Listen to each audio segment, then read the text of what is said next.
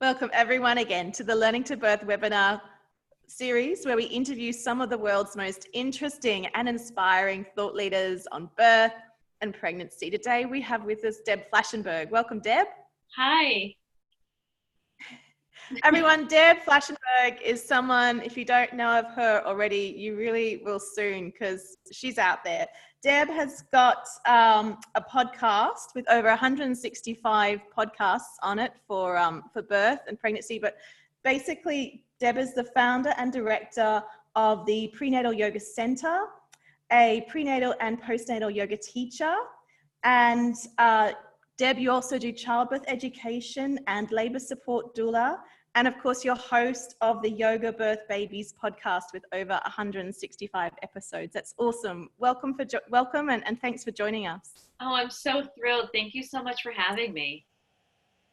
It's really good you're here. And of course, your passion and your love is prenatal and postnatal yoga. Do you want to tell us about how you went down that path of teaching yoga for mums? Sure, absolutely. So it was a surprise to me that I would end up down that path. I started off as a singer-dancer, and I was continuing down that path, and I was doing yoga, and I became a yoga teacher.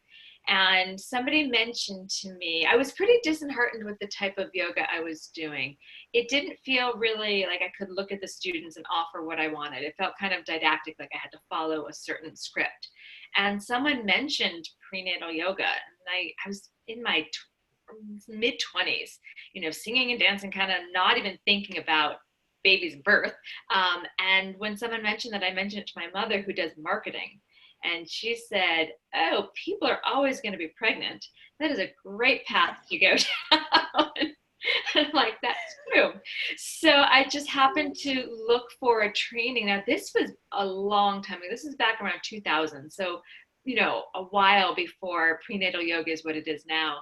And I just took this training. It was about 100 hours of training, and I came back, kind of hung my shingle and started teaching. But the big turn for me was when one of my students was doing her fellowship at one of the hospitals around in New York City, where I am. And she invited me to see some births. And that was the turning point of taking yoga prenatal and really melding it with what became my passion, which is not just prenatal yoga modifying poses, but using prenatal yoga to really empower and enhance someone's birth. So when I went to the hospital, and they told everyone I was a med student, so I'm sure this is totally illegal because I was dressed in scrubs and I was in births. I even scrubbed in for a cesarean. So again, probably totally unethical. What I saw was just really disheartening. It was really upset by the way that birthing people were treated. And from that experience, it made me realize that I had an opportunity to really help my students understand the scope of birth and start to help them see that there's many paths to birth and an opportunity to really take control is not the right word. Let's say ownership or agency over their experience, and just let them know that they don't have to follow one path. So I became a doula from that one experience. And that's really what led me down the path of melding childbirth education and prenatal yoga. I wasn't expecting to have such a love affair with advocacy, of birth advocacy, but it just, all the pieces just fell into place. And now it's been 17 years I've been teaching prenatal yoga. I own the Prenatal Yoga Center, and I've been teaching prenatal yoga for, I think, this one almost 19 years. What an amazing mum you had.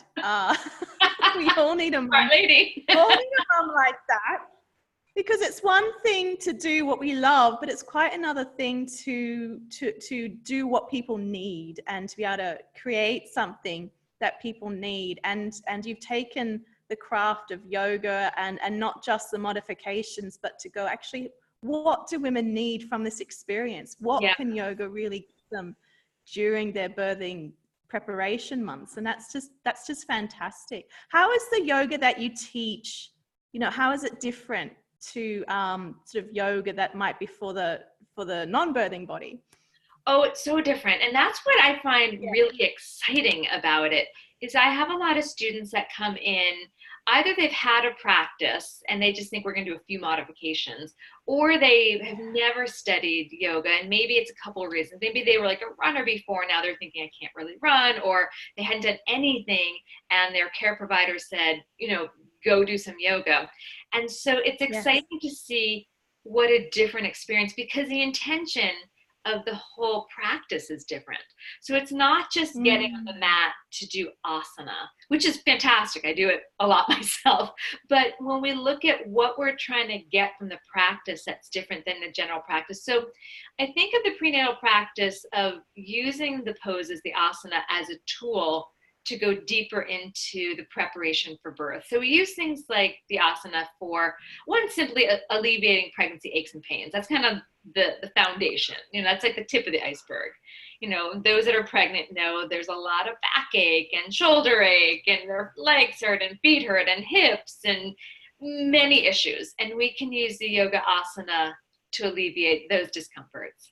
But then we can start to go even deeper, that we can look at how the asana is being held. So we know that the way the pelvis is, if the bony pelvis is misaligned, if the pelvic floor is misaligned, if the pelvic ligaments are misaligned, that can affect the way the baby sits in the uterus and the pelvis. So can we now start to take the asana practice and make it so the student can have more of a functional birth? So what poses we incorporate into the practice can help create balance, because no one wants those crazy long births that are often because baby's malpositioned. So, and I know that because I had one. So can we start to use the asana to hopefully help the birthing person have a more functional birth? Then we can start to look at taking the yoga practice and looking at the sensations that we try to have. A lot of people think of pregnancy and yoga like, oh, we're just gonna be super gentle. I actually don't like to approach the yoga practice that way, because, birth can be intense, and then the baby comes out and they require a lot of work. And so I actually want to start to test the edge safely of exploring sensation. A lot of times we can talk in our childbirth ed classes about coping mechanisms, but in yoga class, we can actually experience them. So someone can safely go into a pose that maybe they're ready to come out of, and I'm asking them to look a little bit deeper, a little bit more about what can they gravitate towards to push through that spot where they may want to come out of it. If they feel like they're injuring themselves, obviously, but if it's just because their quads are getting sore or that stretch is getting strong, maybe they're using breath, maybe they're using sound, maybe they're using imagery. What can they start to pull into the actual moment where they need to cross that bridge? I remember doing an interview with Rhea Dempsey, and she talked about hitting that crisis of confidence. And how do you get past that? And I always remind my students, I'm not here to tell you what kind of birth to have, but in that moment of the contraction, there's no out. You have to find the way through. And so we're using the asana to just keep raising the threshold of reaction. I find it so exciting that a yoga class can so much prepare us to surrender and find our agency, to find, okay, I'm in my body, I'm taking control.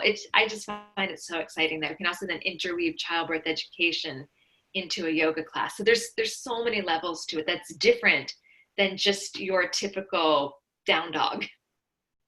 Yes, what you're saying really resonates. I've done yoga probably nearly 20 years. And so I'm really quite comfortable in the positions. But last night, I was doing a yin yoga class. And for some reason, I was in the butterfly pose, like fully stretched down. And it was just stretching, the back of my lower back pelvis. And I was just like, this is just too intense. I just want to come out of it now. I'm just going to sit up. And the teacher had been saying, don't let yourself get distracted. Don't go have a drink. Don't shuffle around your props, because this is just your mind, interfering. She said it more eloquently.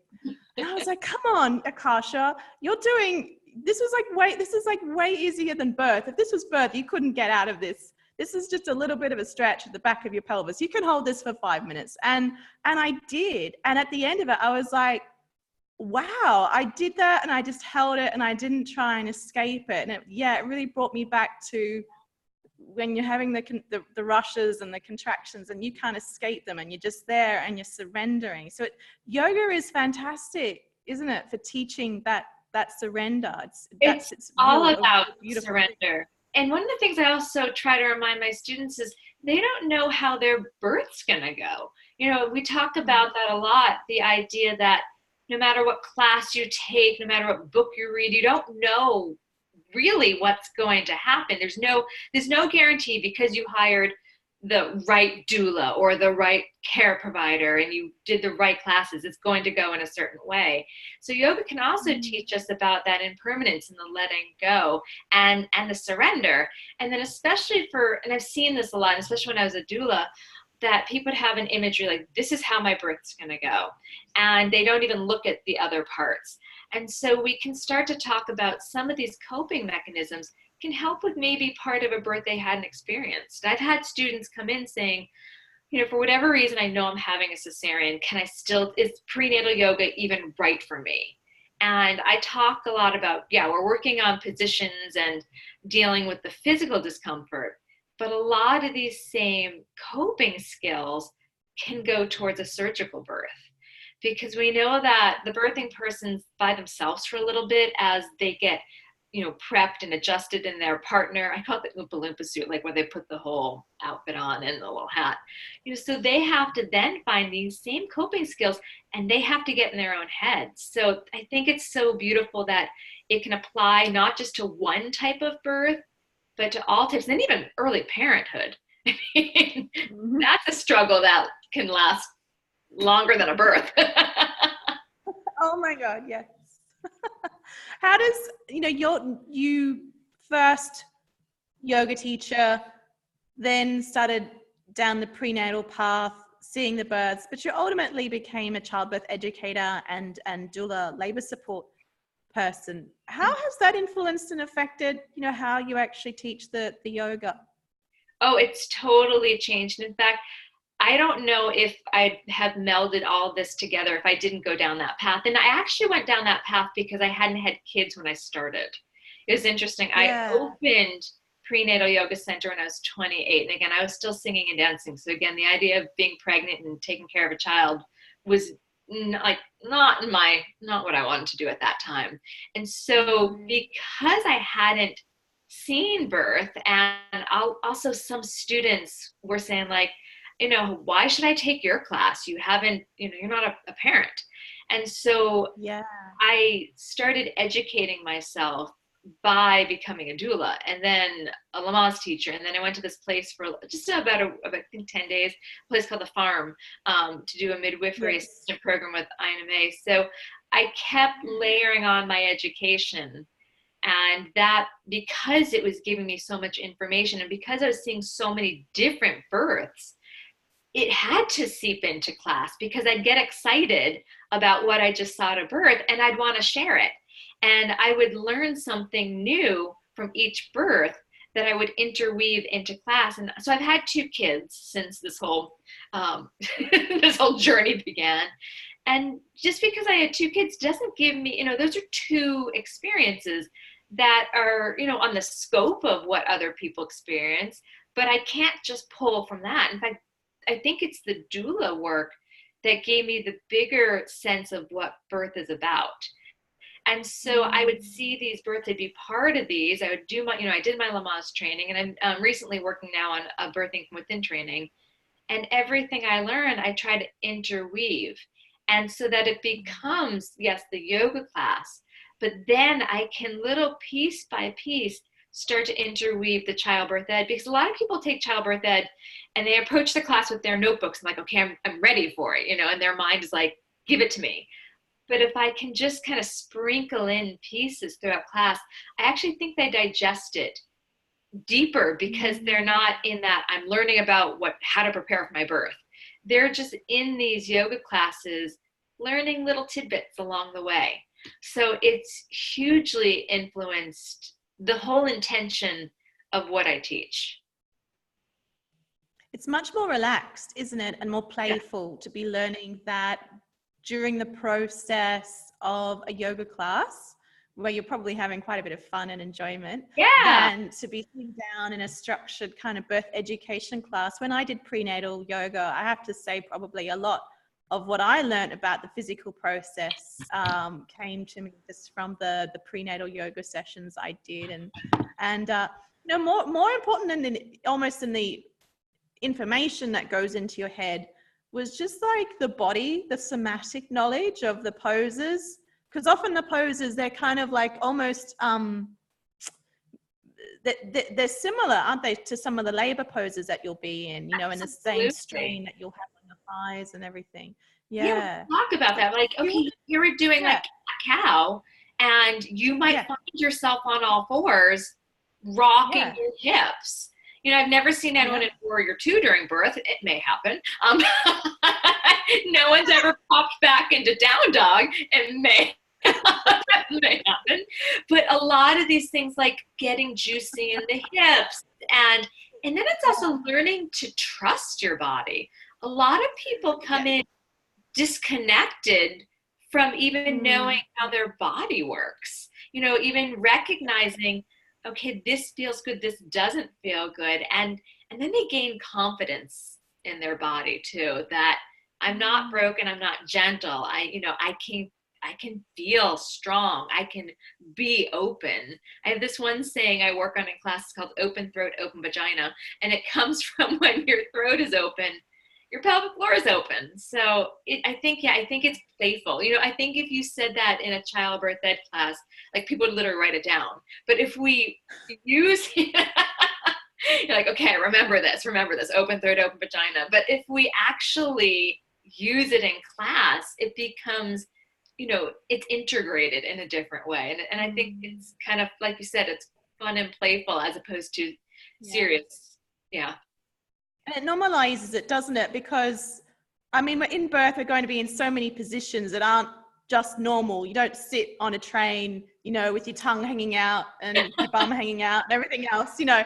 So we don't hop in these positions as part of our normal social, cultural kind of activity. And yet when we're giving birth, we're going to have probably not be alone. We're going to have people around us, maybe people we haven't met before. And we're going to have to just feel comfortable hopping into whatever position our body asks us to be in, and not feel embarrassed or feel shame about it. And yoga class, prenatal yoga class, is like a really good kind of run up to just being in those poses, sticking your tongue out, whatever, and everyone else is doing it too. So it's not unusual. It's not. Tell them whenever I bring that up, the open throat, open vagina, and we make sound, I'm like, I will be the biggest fool because you're probably feeling uncomfortable. So I will be the biggest, loudest person, so that you have the space to still, you know, let your sound out. Because a lot of people are really shy about that. But if I create kind of the, you know, the spectacle of, you know, then they feel less shy, I think, about opening their mouth and throat and making sound. And just trying to make it, again,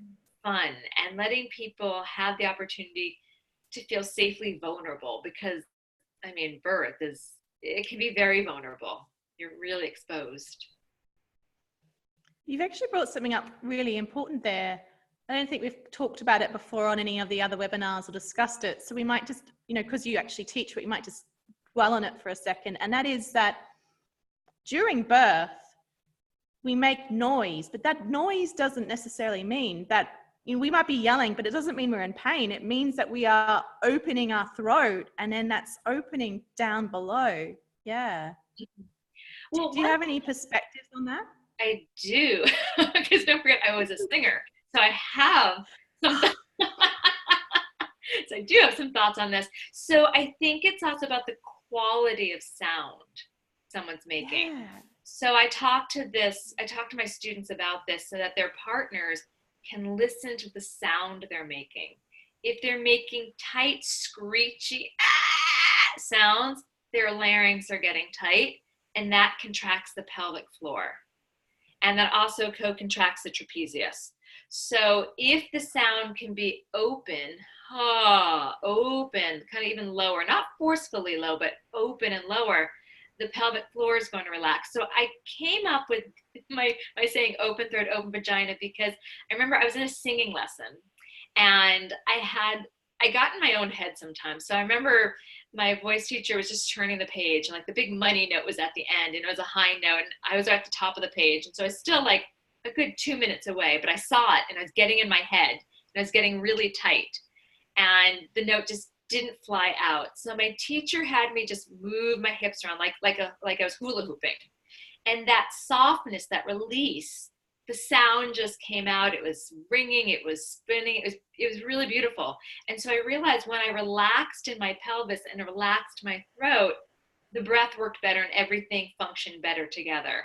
So that's where I realized if someone is tight here in their throat, they're tight in their pelvic floor. So if they can listen to the sound, if their partners can listen, if it's tight and screechy, they can help bring the sound down. I've been to many births where I would just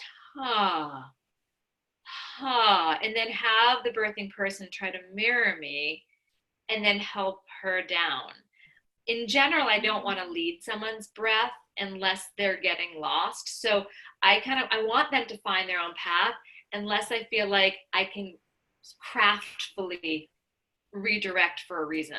So that's where that came from. And I've seen it. I actually remember at my second birth, I was in the shower and I was in transition and I was making these really big sounds. And there was a moment where I could almost where I got out of my mind space if I'm in labor. And I'm like, well, that's a really nice open sound. I mean, I was actually able to appreciate the vocalization.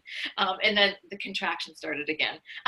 But there is an openness, there is a connection. There definitely is. And there's this book I've read on it.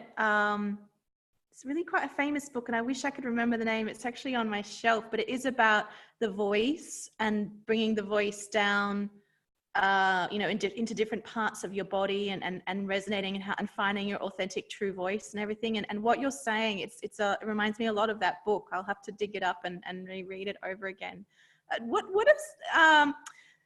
So we've had opening the throat, we've had, removing aches and pains, we've had surrender, we've had sort of coming into the somatic experience of some of the postures of actual birth.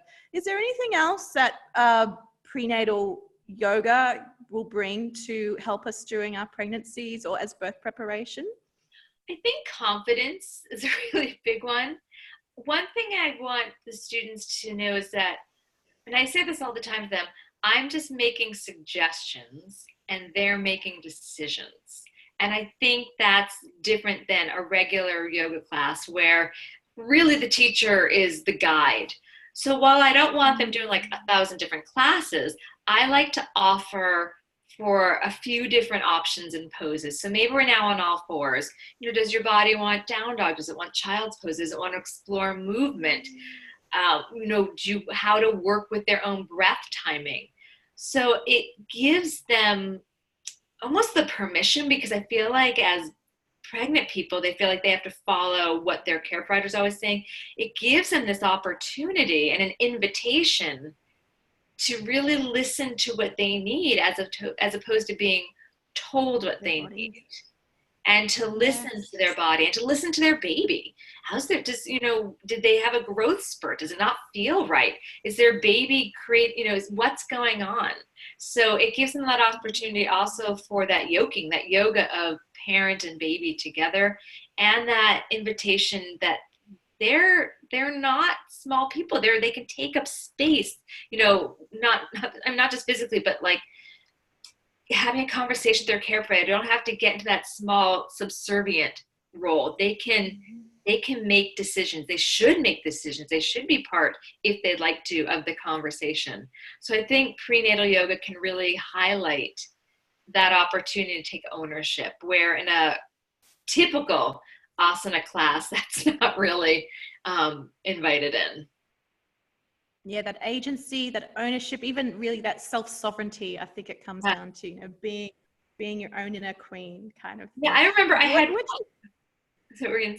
Okay, go on, Deb. Yeah. I just remember I had one client, one student. She was with me for all 3 pregnancies, and it was really interesting to watch. Because what you said is like that inner queen made me think of this. Mm-hmm. So I watched her the first, grab it, own it. So she was with me for all 3, and the first one she was like a diehard. She was like intense, and the second one she was a little less intense. By the third one, it was an evening class. She came to my Tuesday evenings. She used to set herself up in Supta Baddha Konasana, which is kind of that goddess pose, and she would just like nap for the whole hour and a half.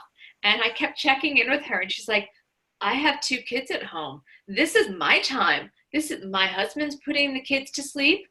My class, my asana experience is to just rest for an hour and a half. And I was like, yes, yeah, find that, like, speak up for what you need, because she probably wasn't getting that opportunity at any other time. So yeah, she found that her inner queen needed to rest.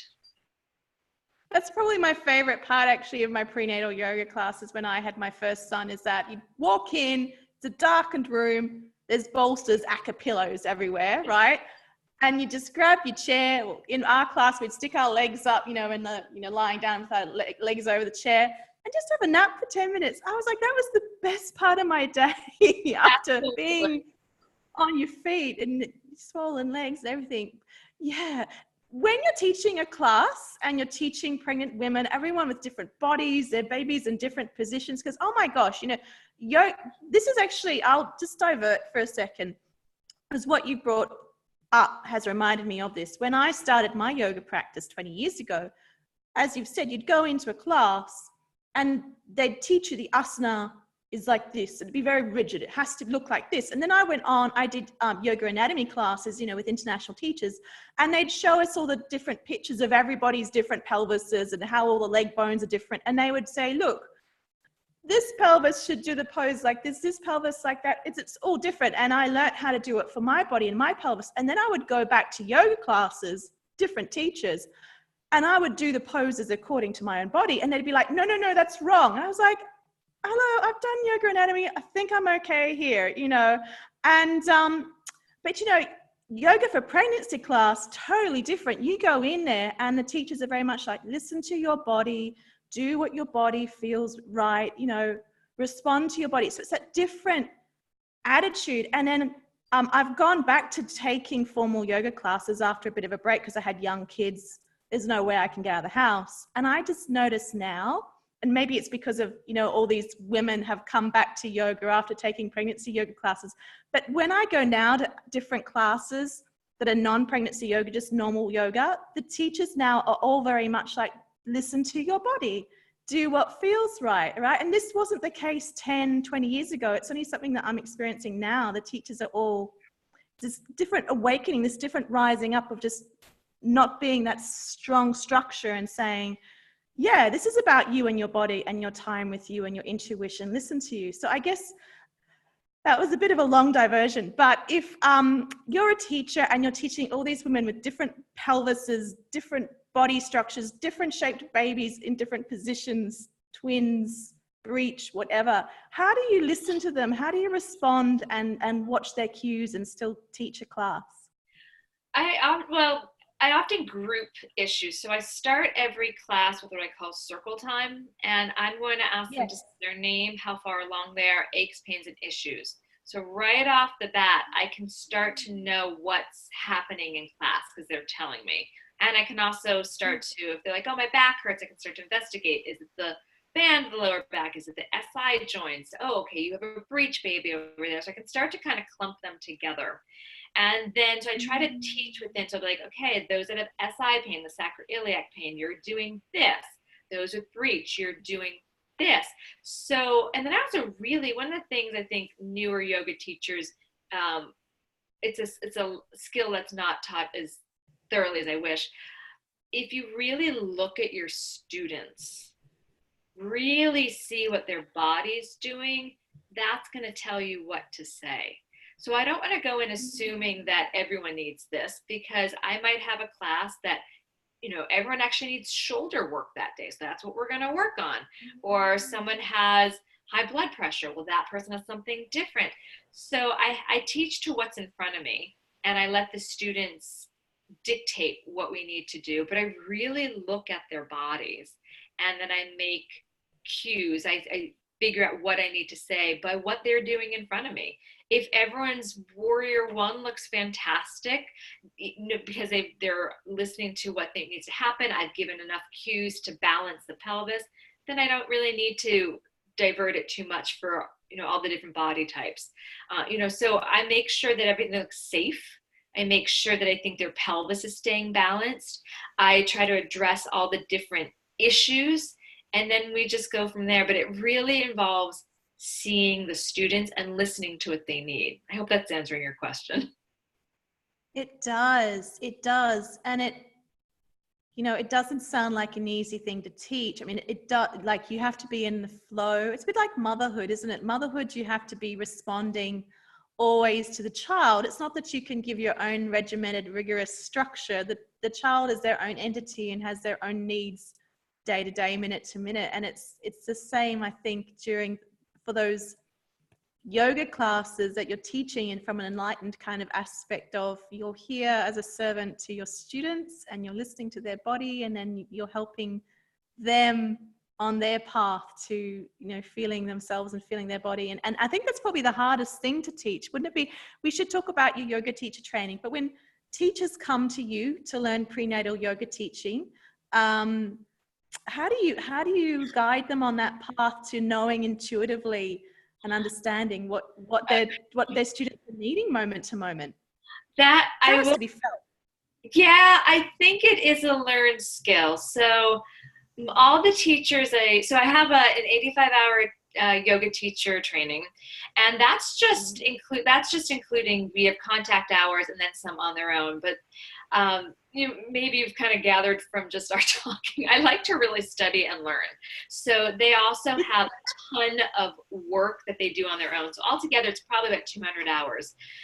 But they're preparing, and they also have to have what's a foundational training. So I don't think one can go into prenatal yoga teaching without the foundation, because how can you modify if you don't have the foundation? So they're all starting out with a 200-hour, and then I crafted it though it stacks on top of one another. So we start off understanding the anatomical and physiological changes. So once we can intelligently talk about the anatomical and physiological changes, we can then look at the asanas and say, all right, so would this be appropriate? Would this not? Not just because of fear, but based on, okay, we know about the anatomy, we know about the physiological changes, how does this apply? So we take those two foundations and meld them together. And then the teachers, I start them teaching each other really quickly. And then I also throw in teaching the pregnant students, because they get scared of the pregnant students. They're afraid they're going to break them, which they're not.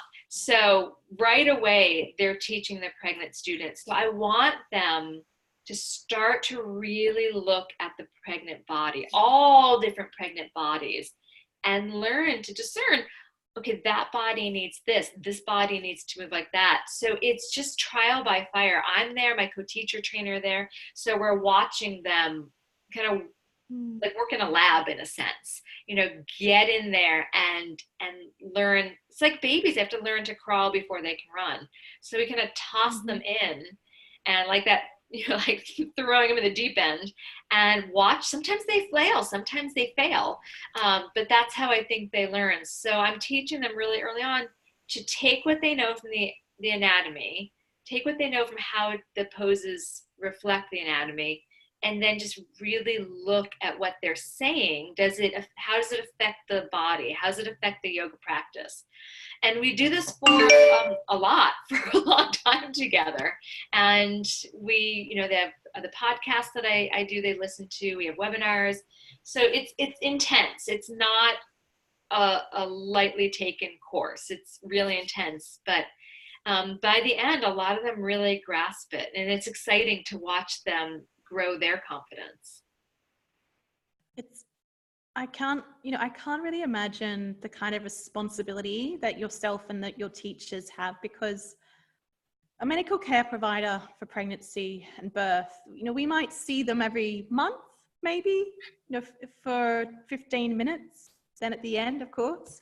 Whereas a yoga teacher, you might see them once or twice a week, every week of the pregnancy, from the time it's safe for us to actually start practicing yoga, once we hit that 12-week mark. And see you every week for an hour and a half. Like, you're one of the biggest influences on us during our pregnancy, because we do have that sustained, prolonged relationship with you. You're teaching us about our bodies, about listening to our bodies, about our inner intuition, and birth preparation in ways that I don't think anyone else really out there in society is doing for pregnant women on that sustained physiological kind of basis throughout the pregnancy. Do you have any perspectives on that kind of sacred role that you have there as a guide, not just as a labor support doula perhaps, but like for a woman throughout her entire kind of a good segment of her pregnancy journey? Yeah, I mean, I want to mindfully stay within my scope of practice. And one thing that I make sure I do is that I never tell them how to birth. I had my birth. I did it how I want. Now I want them to do it how they want. So when I teach the teachers, when I do teacher training, when I teach my students, one thing that I want them to realize is that I'm just giving evidence-based information and asking them to digest it for how they need to do it. I'm not there to ever tell them how to birth. And that's something that can be challenging. I think sometimes people, they have one birth, or they have their own image and they pass it off. That's not my responsibility. Is to inspire them to make decisions.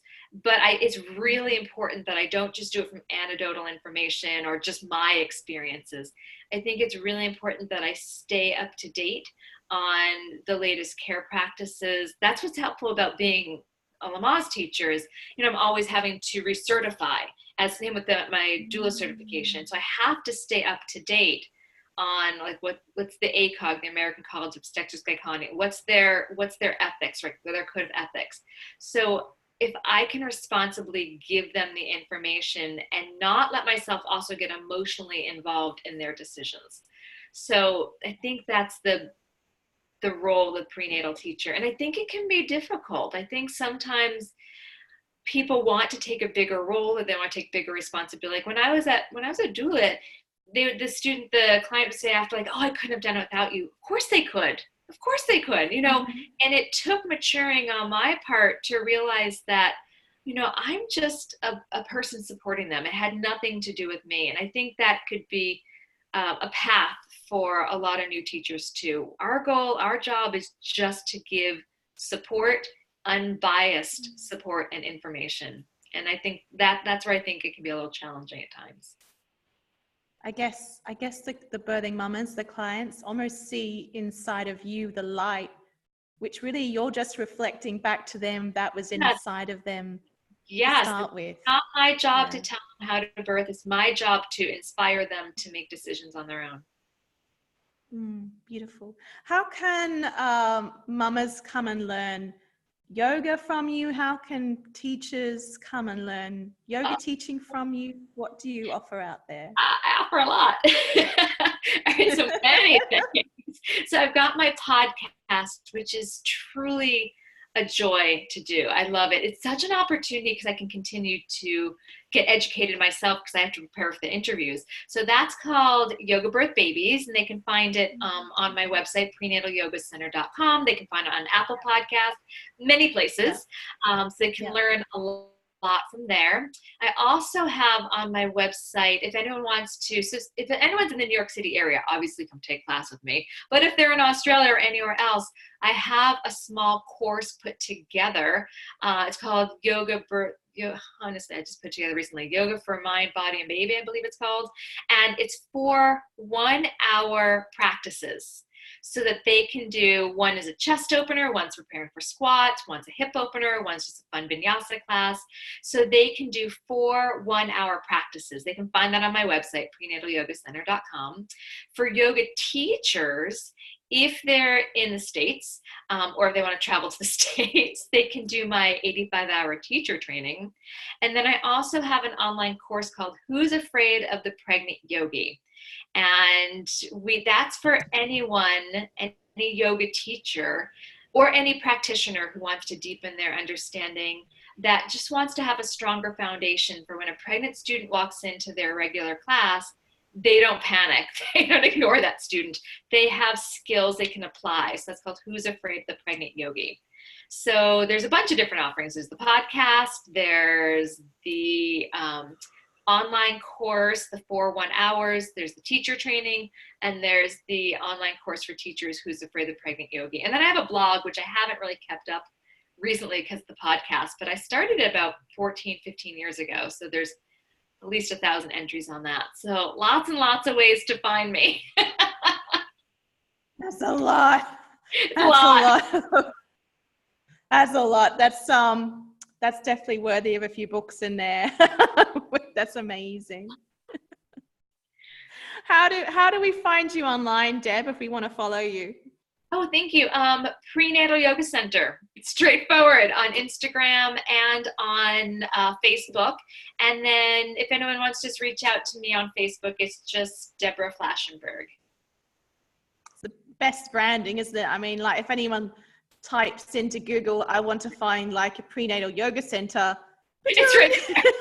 You're going to come up, aren't you? I know. I actually started this before search engine optimization because the studio is, over 17 years old. So that wasn't, in my brain. Actually, honestly, I think it was when I was thinking of like the Yellow Pages. I don't know if you guys have that in Australia, but we have the equivalent, yeah. Yeah. So back when people had phone books, prenatal yoga, it was right there.